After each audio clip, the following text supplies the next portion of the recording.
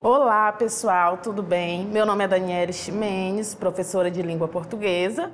Na aula de hoje falaremos sobre literatura e agora sobre a literatura como denúncia social. Então, para que a gente compreenda a literatura como denúncia social, é importante que antes disso a gente saiba quais as funções da literatura. Por quê? Para que a literatura existe? Então, a partir do momento que eu identifico isso, eu consigo identificar onde está situada a literatura como denúncia social. Para isso, eu trouxe um mapa mental para vocês, resumido assim, com 4 funções, tá? Aí a gente vai ver cada um. A primeira aí é a função cognitiva, que diz respeito ao conhecimento de mundo transmitido pelo autor. No caso aí, esse conhecimento de mundo, ele é estendido ao leitor, então ele desenvolve conhecimento a partir daí. O valor estético, a função estética, realmente dessa questão do texto literário, não é? Onde o escritor aí, ele explora todos os recursos linguísticos, tá? Então ele vai lá, explora todos os recursos que existem na língua para despertar algum sentimento, alguma emoção no leitor. Só lembrando que essa ideia de sensibilizar, de despertar algum sentimento, alguma emoção no leitor, é uma das características principais. Então todas as funções da literatura, do texto literário, elas estão aí associadas a esse quesito principal, tá? A gente tem a político-social. A político-social é onde está localizada o tema da nossa aula de hoje, que é a literatura como denúncia social. No caso, a gente vai trazer aqui na aula várias realidades sociais, logicamente que eu não consigo trabalhar com vocês diversas realidades, até porque a gente tem muitas obras literárias aqui produzidas no Brasil e que eu tenho diversas denúncias sociais aí, diversas temáticas, tá? Então a gente vai abordar uma que particularmente cai bastante no Enem, até porque os escritores se debruçam, né? Quer dizer, escrevem mais sobre essa produção, tá bom? Então a gente vai falar sobre ela. E aí a gente tem a quarta função, que é a catártica, tá? Catártica, perdão. E aí a catarse. Vamos lá, professora, palavra nova, palavra difícil. O que seria a catarse, gente? Quem aqui já não assistiu uma série, um filme, ou leu um livro e chorou, chorou, chorou, terminou o livro? Enxuguei minhas lágrimas, vida que segue. Por quê? Porque eu identifico que aquilo ali está situado no campo da ficção. Não é a realidade, mas poderia. Por isso que eu me emociono, né? Por isso que eu tenho um sentimento ali, uma emoção. Eu me identifico com algum personagem de uma obra literária, com algum sentimento de um poeta, de um escritor. Mas aí eu compreendo que está fora do meu campo da realidade aquela produção ali, mas que obviamente poderia ser traduzida. Afinal, quando nós falamos de texto literário, nós falamos de uma recriação dessa realidade e não apenas traduzida, tá? Então essa aí é uma das funções da literatura. Creio eu que seja a mais, como eu poderia assim, a mais expressiva, quer dizer, eu leio textos, obras para ter esse sentimento, essas emoções, despertar. Inclusive, a gente tem no Brasil, principalmente para jovens e adolescentes, apesar de que os adolescentes detestam isso, não me matem, tá? Mas é uma nomenclatura. A gente tem obras de literatura infanto-juvenil que, inclusive, trabalham com esse elemento, com essa função da catarse, quer dizer, o adolescente está lá em extremo conflito de identidade, de formação pessoal. Ele lê uma obra, se identificou com o personagem ali, ele desperta aquela emoção, inclusive chega a solucionar problemas e conflitos da realidade a partir da leitura de um texto literário, tá bom? E agora eu trouxe aqui a literatura em si como denúncia social. Então, a literatura pode ser uma forma de dar voz aos excluídos e marginalizados. Excluídos, vocês já conhecem, com certeza, é uma pessoa que não consegue se... Não é que ela não consiga, é que as pessoas não permitem que ela tenha ali um convívio social. E marginalizado, apesar de que a gente tem uma conceituação disseminada, eu não sei se a palavra certa é equivocada, mas no meu ponto de vista, sim, porque marginalizado, gente, nada mais é do que um indivíduo que está à margem da sociedade, quer dizer, ele não está inserido nela, mas ele está à margem dela, fora dela, tá? Então, a produção literária, quando a gente fala dessa denúncia social, vai trazer essas pessoas, esses personagens do Brasil, da literatura brasileira, que estão à margem da sociedade por algum motivo. Por meio das histórias, personagens e situações retratadas nos livros, os escritores conseguem denunciar injustiças e desigualdades que muitas vezes passam despercebidas. De repente, eu não sei se é que passe despercebida. Na verdade, é uma forma de mostrar, quer dizer, de trazer a situação à tona para que ela apareça mais nitidamente. É tanto que, em alguns momentos aí da história do Brasil, a gente tem a linguagem conotativa é extremamente importante para isso. A gente tem uma linguagem que tem uma duplicidade de sentido e que vai gerar uma interpretação polissêmica também, quer dizer, vários significados ali, aquele texto, aquela formação, como crítica social em períodos em que o escritor, o autor, o poeta não podia falar abertamente, trazer abertamente a sua crítica, tá? Além disso, as obras engajadas podem inspirar movimentos sociais e motivar as pessoas a lutar por mudanças. Como assim, professor? Volta lá. Lá no arcadismo, a gente estuda... É uma poesia em que aparece inicialmente o resquício de denúncia social, que desenvolve ali em Minas Gerais, mais ou menos, principalmente ali em Minas. O que está acontecendo nessa época em Minas Gerais? A Inconfidência Mineira. Então, a poesia, nesse momento, ela é um apoio aí à denúncia social, aquela questão social que estava sendo vivenciada pela sociedade em determinado período de tempo. Então, como eu já disse em outras aulas, e volto a repetir aqui, caso você não tenha assistido, que saber história é extremamente importante quando falamos de literatura, tá bom?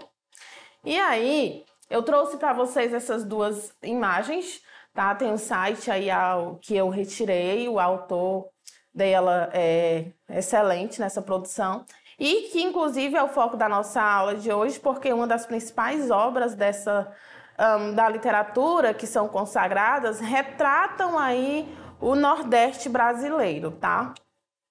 Então vamos lá, os principais temas, quer dizer, os mais comuns como forma de denúncia social. A desigualdade social, que nós trataremos aqui na aula, a discriminação racial. Professora, onde é que eu observo a discriminação racial?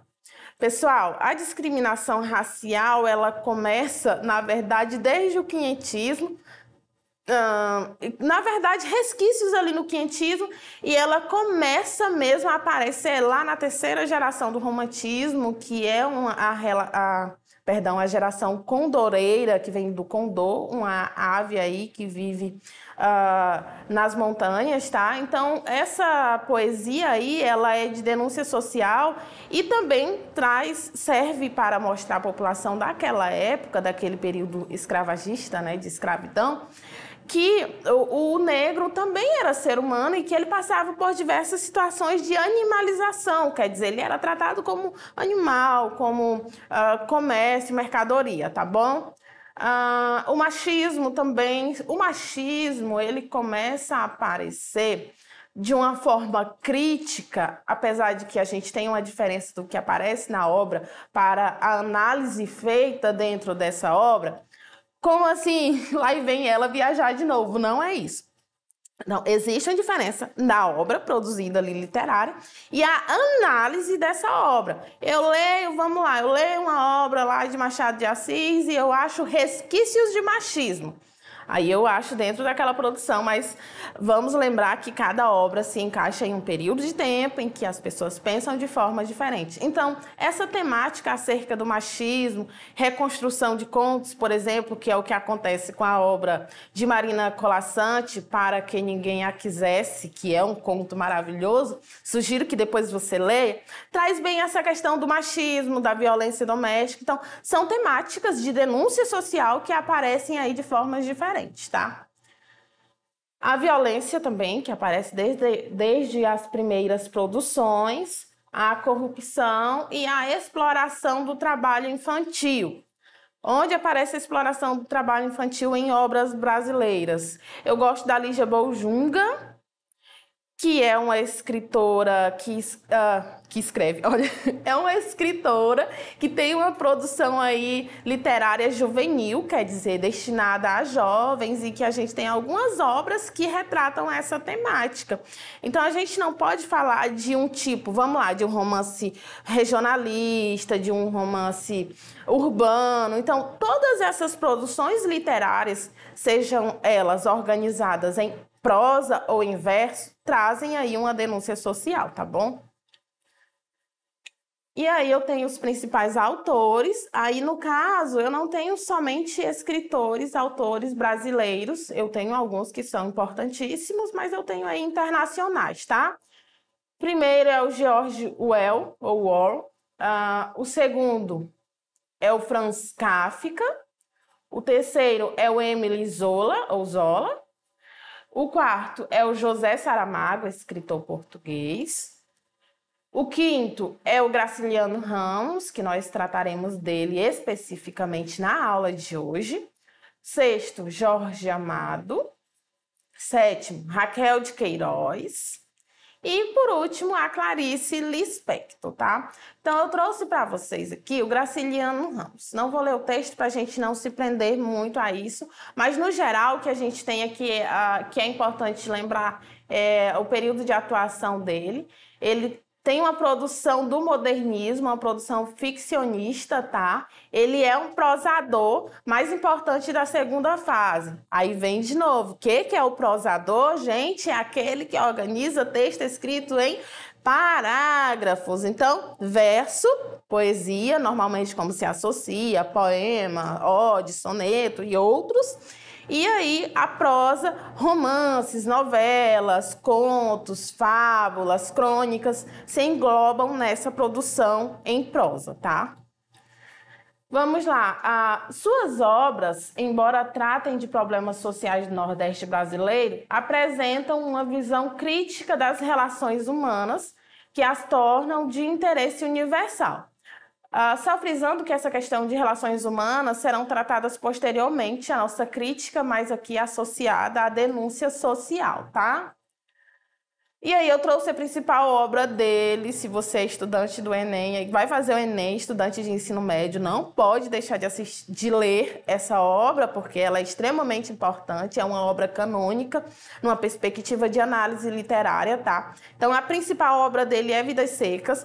Tem diversas editoras, você consegue acessar, fazer o download, você consegue ir à biblioteca pública, ou de repente até a biblioteca da sua escola, e ter acesso a essa obra, tá?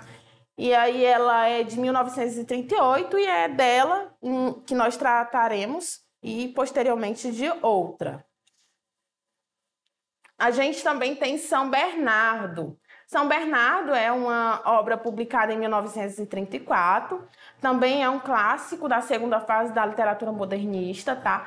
Embora essa obra não seja tão, como eu poderia assim dizer, tão divulgada, tão conhecida nas escolas, nas universidades, ela também tem a sua importância, inclusive já foi foco aí nas questões do Enem relacionadas à literatura, tá bom?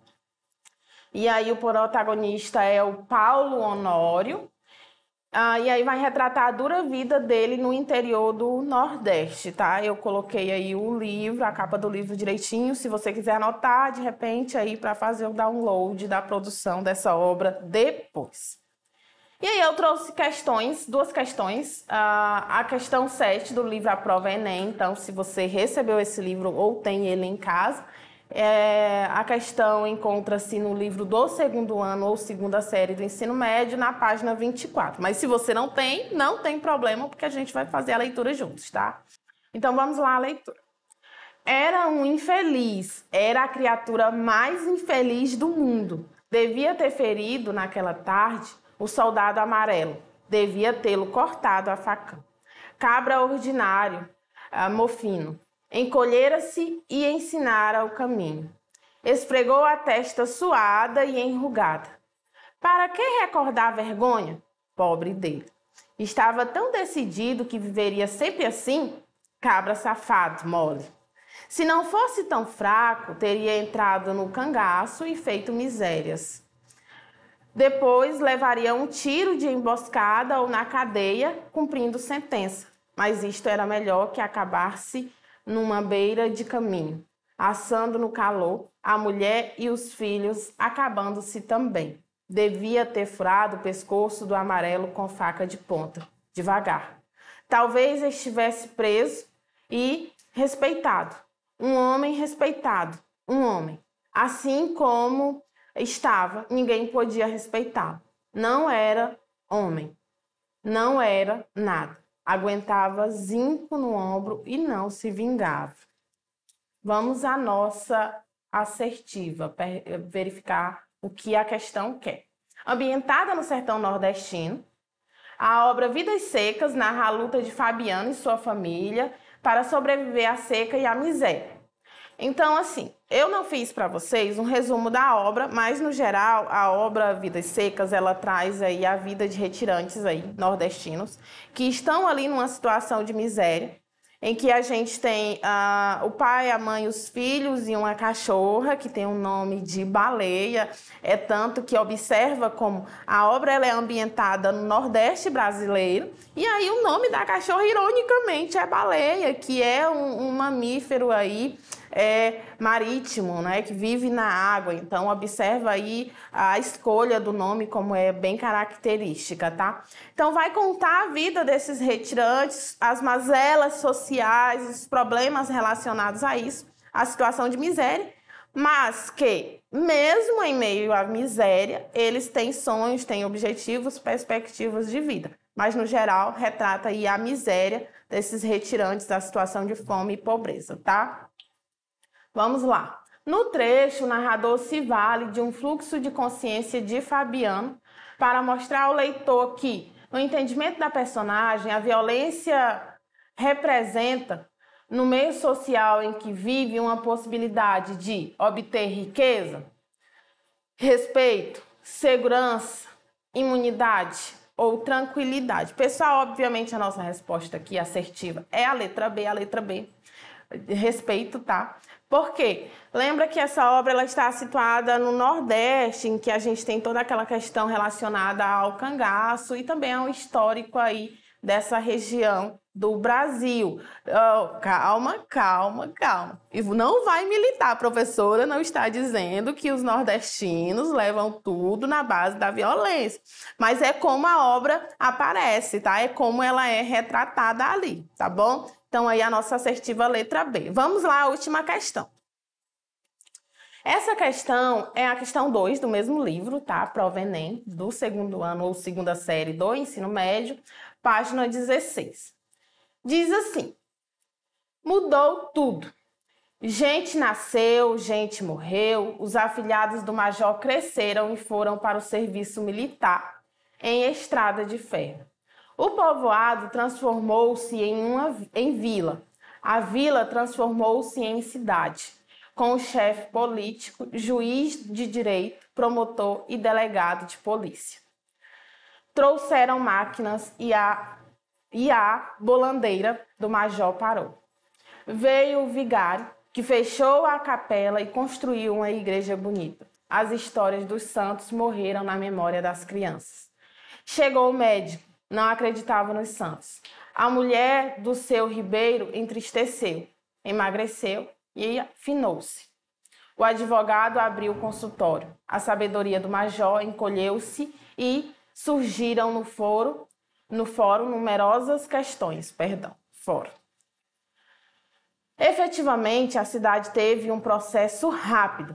Muitos homens adotaram gravatas e profissões desconhecidas. Os carros de boi deixaram de chiar nos caminhos estreitos. O automóvel, a gasolina, a eletricidade e o cinema.